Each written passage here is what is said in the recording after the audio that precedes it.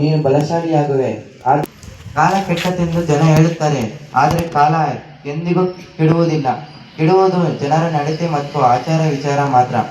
ಮಾನವ ದೇಹದಲ್ಲಿ ಆತ್ಮ ಒಂದೇ ಪೂಜೆಗೆ ಅರ್ಹವಾದ ದೇವರು. ಸತ್ಯಕ್ಕಾಗಿ ಯಾವುದನ್ನಾದರೂ ತ್ಯಾಗ ಮಾಡು, ಆದರೆ ಯಾವುದಕ್ಕೂ ಸತ್ಯವನ್ನು ತ್ಯಾಗ ಮಾಡಬೇಡ. ಆತ್ಮವಂಚನೆ ಮಾಡಿ ಗೆಲ್ಲುವುದಕ್ಕಿಂತ ಗೌರವದಿಂದ ಸೋಲುವುದೇ ಒಳ್ಳೆಯದು. ಯಾರೊಬ್ಬರಿಗೋಸ್ಕರ ಅಳಬೇಡ, ಅವರು ನಿಮ್ಮ ಕಣ್ಣೀರಿಗೆ ಯೋಗ್ಯರಲ್ಲ. ಯಾರು ನಿಮ್ಮ ಕಣ್ಣೀರಿಗೆ ಯೋಗ್ಯರೋ ಅವರೇ ನಿಮ್ಮನ್ನು ಅಳಲು ಬಿಡುವುದಿಲ್ಲ. ಬಾಗಿಲಿಗೆ ಬಂದವರಿಗೆ ಅವಮಾನ ಮಾಡಬೇಡ, ಊಟಕ್ಕೆ ಕುಳಿತವರಿಗೆ ಭೇದ ಭಾವ ಮಾಡಬೇಡ. ಸಾಧನೆ ಮಾಡಲು ಬಂದವರಿಗೆ ದಾರಿಯಲ್ಲಿ ಬೆಕ್ಕುಗಳಿಂದ ಹೆಚ್ಚು ಜನಗಳೇ ಅಡ್ಡ ಬರುತ್ತಾರೆ. ಸಾಧನೆ ಇಲ್ಲದೆ ಸತ್ತರೆ ಸಾವಿಗೆ ಅವಮಾನ, ಆದರ್ಶ ಇಲ್ಲದೆ ಬದುಕಿದರೆ ಬದುಕಿಗೆ ಅವಮಾನ.